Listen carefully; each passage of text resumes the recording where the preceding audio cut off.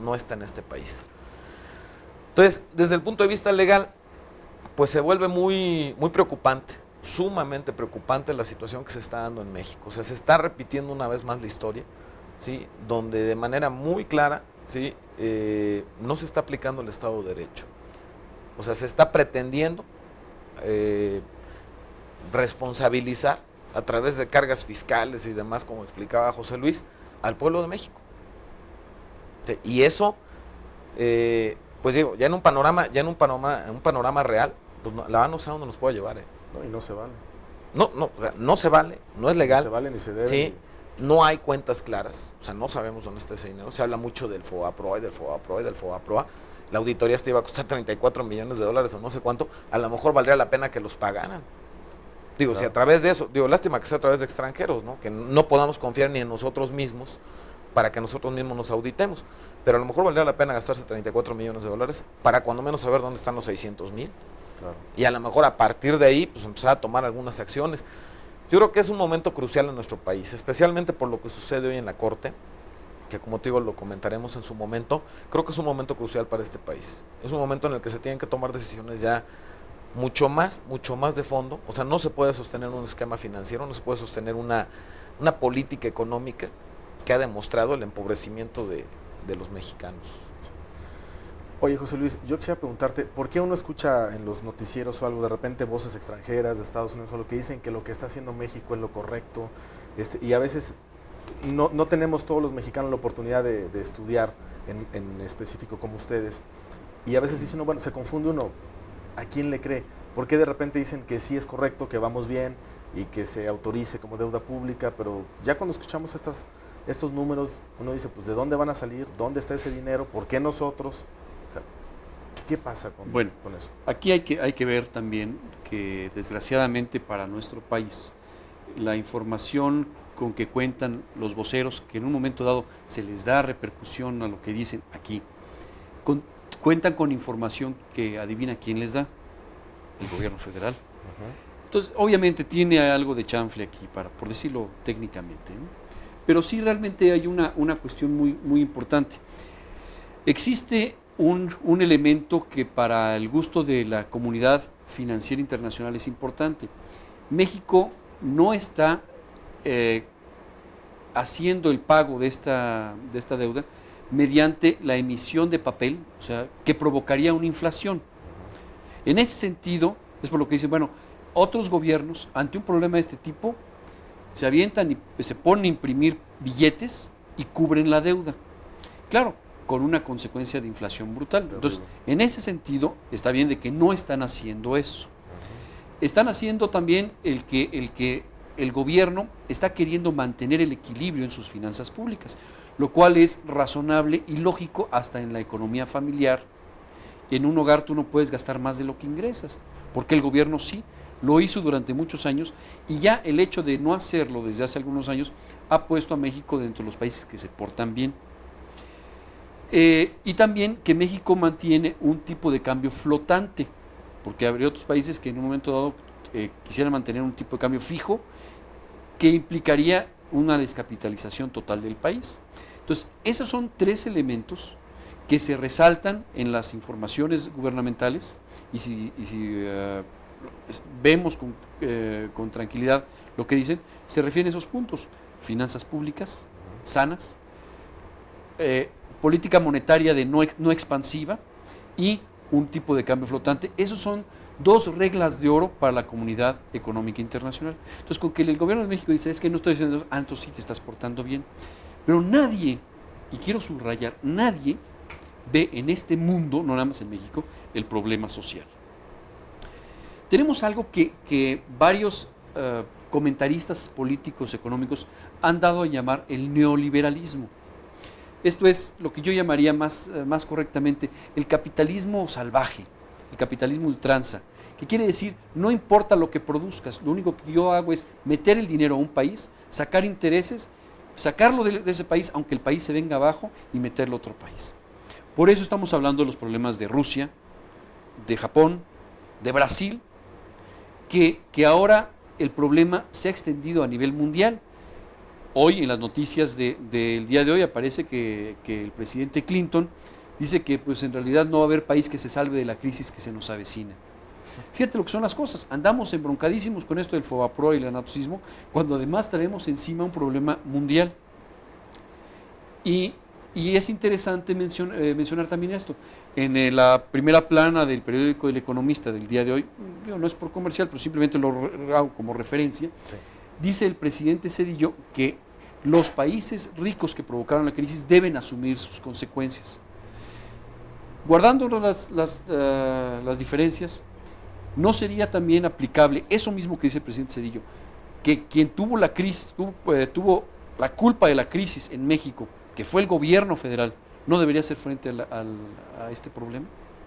Entonces, somos candil de la calle. Entonces, mucho va en ese sentido. Somos candil de la calle y por eso se dice que México va muy bien. El problema social es un problema que nos va a revertir, y esto en México con más razón, pero nos va a revertir a nivel mundial. Porque en los países ya no se producen bienes, ya no se produce riqueza, se producen utilidades financieras.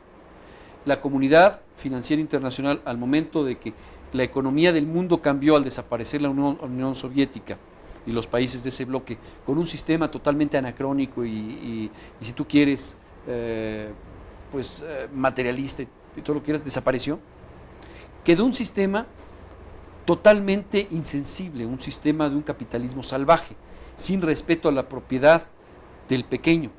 Aquí únicamente vale la propiedad y los derechos del grande.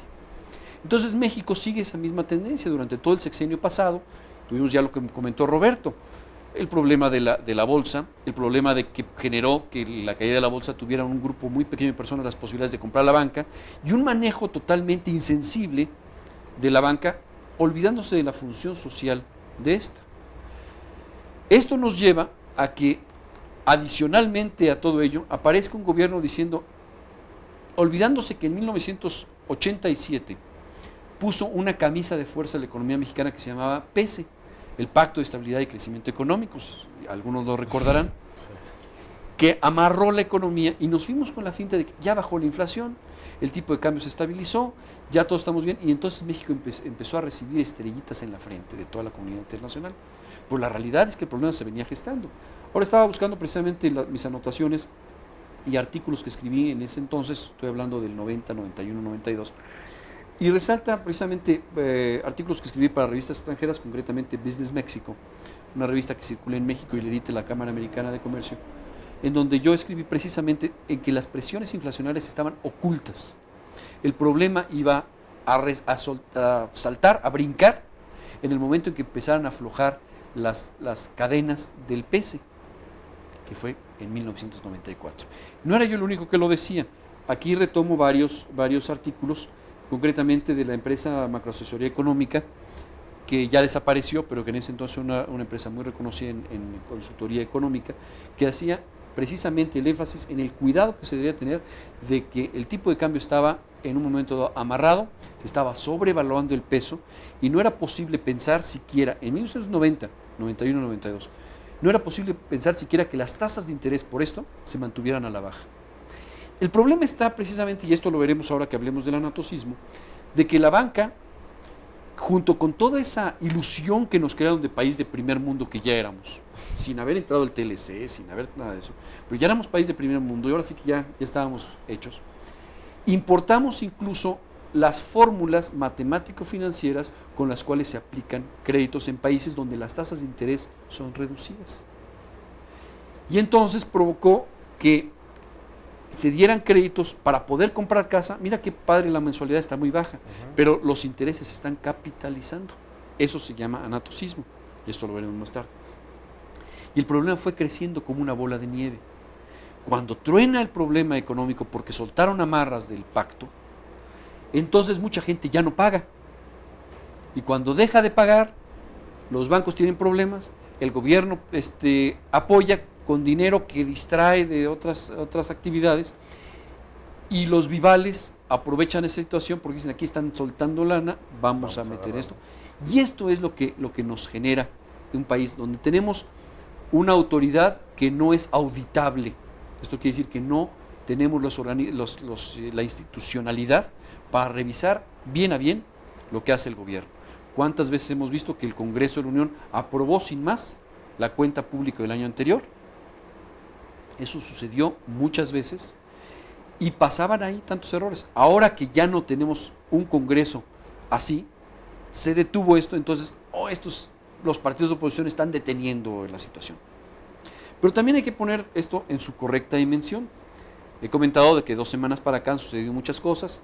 Se sentaron a la mesa de negociación el PAN, PRI, PRD, PT y Verde Ecologista con el gobierno, los 5 partidos que conforman la Cámara, y empezaron a poner ciertas reglas de trabajo, las cuales, pues obviamente, por falta de capacidad técnica, y esto hay que decirlo realmente, falta de capacidad técnica de los partidos políticos, que no tienen la asesoría de los profesionales como tiene el gobierno, que tiene los recursos para pagarlos, pues no han podido presentar un programa coherente.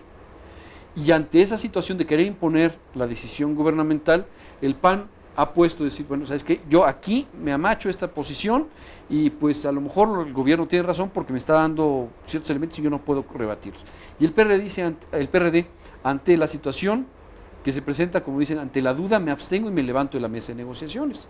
El PRD se levantó de la mesa de negociaciones y está detenido el acuerdo conjunto para solucionar lo del FOBAPROA. Y aquí viene un problema de nuestra democracia incipiente. Todavía no tenemos la visión de no ver a los mexicanos partidos en partidos políticos, o sea, repartidos en partidos políticos. No somos uno solo. Hoy hace falta un liderazgo de quien sea para decir, miren señores, vamos a hacer un lado nuestras diferencias partidistas porque México es el que está ahora en cuestionamiento. Y no ha habido un solo representante de partido político alguno que haga a un lado sus intereses particulares para poder llegar a una solución cabal, concreta, técnicamente viable. Y por eso estamos atorados. Y tenemos que depender de un auditor externo para que nos diga cómo están las cosas, y aún así no sabemos qué va a pasar cuando nos dé la fotografía de cómo están. Bueno, porque ya sabemos cómo están, y luego, ¿qué vamos a hacer? La única solución viable técnica que hoy los partidos conocen es la que propuso el gobierno. Vamos a convertir esto en deuda pública y que todos lo paguen. Y nadie ha hecho una propuesta más creativa en otro sentido. Caray, hasta sin habla se queda uno. Roberto, ahorita porque veo que el tiempo sigue su marcha, ¿qué es el anatocismo? Para quienes no manejamos mucho estos términos, porque se ha mencionado ahorita varias veces. Sí, mira, el anatocismo es la capitalización de los intereses, concretamente. Interés ¿no? O sea, sobre interés. Interés sobre interés. Un préstamo de 1,000 pesos, en un mes genera 50 pesos de intereses, y al siguiente mes ya el capital ya no son 1,000, sino que son 1,050. Entonces, los siguientes intereses del otro mes ya no se cargan sobre 1,000, sino sobre 1,050. Entonces, esos 50 pesos obviamente se capitalizan y generan más intereses. Concretamente, lo que hoy sucede, o sea, lo que hoy sucedió fue que la Corte, cuando no te lo puse de manera oficial porque he visto varias versiones en la prensa nacional, donde en unos dicen que ya es un hecho y en otros dicen que todavía no, pero que ya casi. Entonces, yo escuché que de 8-3, 8 a favor. Se habla de una votación de 8-3 en ese sentido. Pero más allá del anatocismo, a mí me gustaría hablar, o sea, explicarlo, ¿no? ¿Qué es el anatocismo y qué pasó hoy en la Corte? Hay un artículo concretamente del Código de Comercio que dice, el 363, que dice, no se podrán capitalizar los intereses devengados. Dice, no se podrán capitalizar los intereses vencidos. Sí, y dice, más sin embargo, las partes podrán pactar que sí se capitalicen. O sea, da una regla general donde dice, no se pueden capitalizar, ¿sí? Pero si las partes se ponen de acuerdo, sí. O sea, todo el borlote que se ha generado en concreto en relación con el anatocismo ha sido ese. O sea, la Corte se ha llevado casi un año para resolver si sí se puede o si no se puede. Una opinión personal, en respeto de cualquier otra, es que si dice no se pueden capitalizar los intereses vencidos, más sin embargo si las partes lo quieren, sí, pues cuando habla de vencidos, habla de intereses que se generan. O sea, yo no puedo, el verbo está en pasado, dice vencidos, ¿sí? Entonces yo no puedo a futuro estar